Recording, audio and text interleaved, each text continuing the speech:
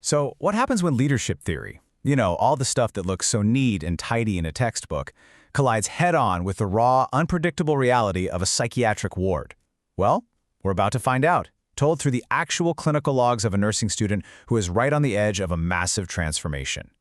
Look, every nursing student starts right here, with the absolute basics. You've got leadership on one side. It's all about using your personal traits to influence people. And on the other, you have management. That's the nuts and bolts, the planning and organizing. It all sounds so clean, so simple. But you're being trained for a messy world. And that world has a way of reminding you really fast that theory is one thing and reality is something else entirely. And then, bam! This single sentence from a student's log in her very first week just shatters that academic calm. This is it. This is where real leadership gets tested, not in a lecture hall, but right in the face of deep, profound human pain. So, our journey today is going to follow this student's complete transformation. We'll start with that initial shock of theory hitting reality, and then we'll see a true leader in action. We're going to feel the pressure of the ward, understand how power really works, and then watch as the student steps into that role herself before we unpack the big lessons she took away from it all. Okay, first up, theory versus reality. This is that moment every student, in any field really, has to face. The second that textbook closes and the doors to the real world swing open. It's that jolt of realizing that all those neat little diagrams have to somehow apply to the messy, chaotic, and totally unpredictable nature of a human crisis. So, in this incredibly chaotic environment, our student, her name's April, she finds a guide, and that's her mentor, the charge nurse, Trish Shockley. Trish becomes this living, breathing example of all those leadership theories that April had, until now, only ever read about. April pretty quickly identifies Trish's style as democratic. But these aren't just buzzwords from a book. They're actions Trish lives out every single day. She's constantly asking her staff for their input, she creates an environment where people can actually speak openly, and she treats everyone fairly. And all of that builds the kind of trust that's absolutely essential in a place with this much pressure. For instance, when the unit went over budget, Trish didn't just come down from on high with a new rule. No, she went to each nurse, one by one, and asked for their ideas on how they could solve the problem together. I mean, that is democratic leadership in its purest form. It's collaborative problem solving. And her leadership wasn't just about managing her staff. It was about managing a crisis. That deep trust she built, just by being consistent and fair, gave her the credibility she needed to walk into a volatile situation and calm a patient down using only her words. No force, no restraints, just incredible professional skill. So that brings us to Section 3, the high-stakes environment. Because to really appreciate a leader like Trish, you have to understand the world she's operating in. The adolescent ward is a total pressure cooker of intense struggle and vulnerability. The stakes, well, they're literally life and death. The potential for physical danger is just always there. This isn't some theoretical case study from a book. This was a real kid, a real crisis that took a massive response just to keep everyone in the building safe. And the challenges, they go so much deeper than just the physical.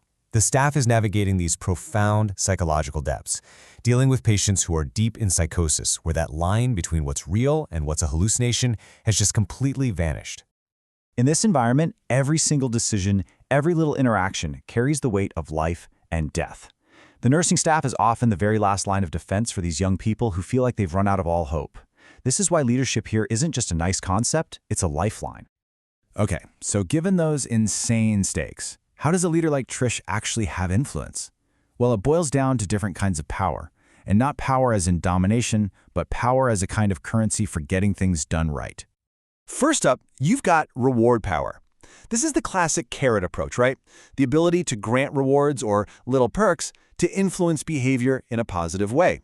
And Trish was really strategic about this. She connected a reward everyone wanted, getting first pick for days off, to a professional goal, getting her staff to attend extra educational sessions.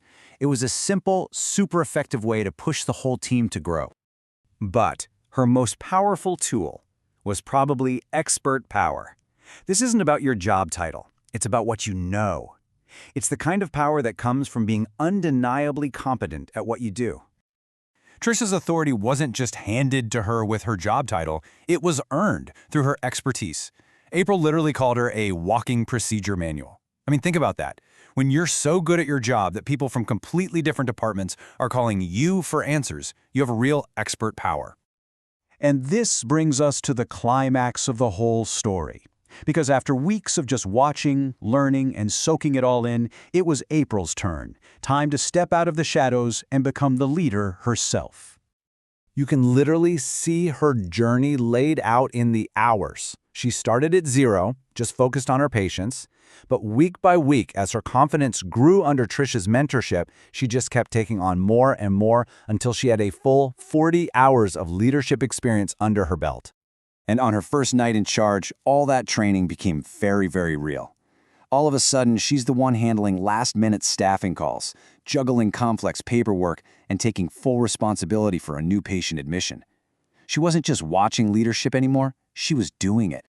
This quote, from even earlier in her journey, just captures that turning point perfectly. It's that moment of self-realization, when your identity finally shifts from learner to doer. It's that feeling of competence and confidence and knowing you're in the right place. That's the emotional payoff for this entire journey. So, after all that, what can we take away from this incredible story? What are the real, ultimate lessons learned from inside the chaos and the clarity of the adolescent ward?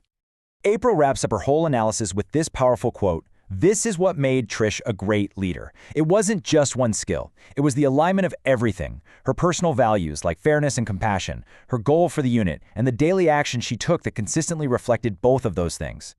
You know, in the end, April's journey really shows us that true leadership isn't about having the right title on your badge.